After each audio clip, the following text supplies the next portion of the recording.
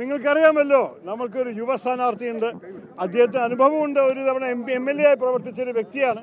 അപ്പോൾ അദ്ദേഹത്തിന് നിയമസഭയിൽ നിയമത്തിൻ്റെ ജനങ്ങളുടെ ശബ്ദം കേൾപ്പിക്കാൻ അറിയും. അദ്ദേഹത്തിന് ഓരോരോ വിഷയങ്ങൾ അറിയും. പക്ഷെ അത് മാത്രമല്ല, അദ്ദേഹത്തെ പോലെ ആൾക്കാർ നാളെക്കുറിച്ച് ചിന്തിക്കുന്ന സ്ഥാനാർത്ഥികളാണ്. ഞങ്ങളുടെ ഉദ്ദേശം കേരളത്തിൻ്റെ ഭാവിയെ മെച്ചപ്പെടുത്താനാണ്.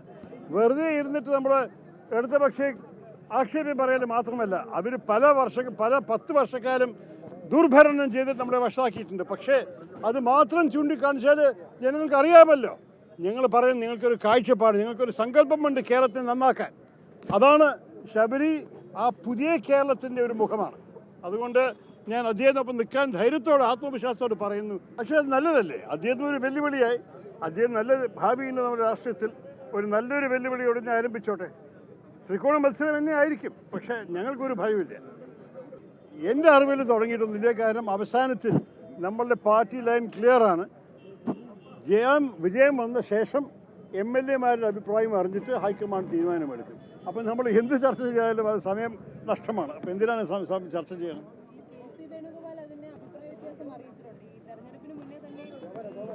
ഈ വിഷയം വരുന്നതേ എനിക്കും എതിർപ്പാണ്. നമുക്ക് ജനങ്ങളുടെ വിഷയങ്ങളാണ് പറയേണ്ടത്. ജനങ്ങളുടെ വിഷയം ഏത് കസാലയിൽ ഇരിക്കുമെന്നല്ല. ഞാൻ സുധാകരൻ ചേട്ടനെ വലിയ ഇഷ്ടമുള്ളൊരു വ്യക്തിയാണ്. ഞാൻ അദ്ദേഹത്തെ ആക്ഷേപിക്കുകയില്ല. പക്ഷെ പറയണത്, നിങ്ങൾ ഈ ചോദ്യങ്ങൾ ചോദിക്കുമ്പോൾ നമുക്ക് വേറെ വിഷയങ്ങളില്ലേ? ജനങ്ങൾ എന്തിനാണ് വോട്ട് ചെയ്യാൻ പോകുന്നത്? ഇന്ന് ആരോ വന്നിട്ട് ഈ ഡീലിൻ്റെ വിഷയങ്ങളെക്കുറിച്ച് സംസാരിക്കുന്നവർ, ഞാൻ പറഞ്ഞു, ഞങ്ങളുടെ ഡീല് ജനങ്ങളുടെ ഒപ്പമാണ്. ജനങ്ങളുടെ കാര്യങ്ങൾക്ക് വേണ്ടി പ്രവർത്തിക്കാനാണ് ഞങ്ങൾ ഇറങ്ങിയിരിക്കുന്നത്. ആ ഡീലിനെ കുറിച്ച് സംസാരിക്കാം. പക്ഷെ ആ വിഷയങ്ങളെക്കുറിച്ച് സംസാരിക്കാൻ ജനങ്ങൾ തയ്യാറല്ല.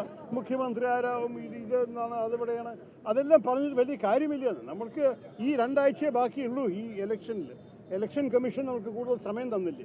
ജനങ്ങളുടെ വിഷയം വോട്ടർമാരുടെ മുമ്പിൽ എത്തിക്കാനാണ് ഞങ്ങളുടെ കടമ. അതിനാണ് ഞാൻ ഇറങ്ങിയിരിക്കുന്നത്.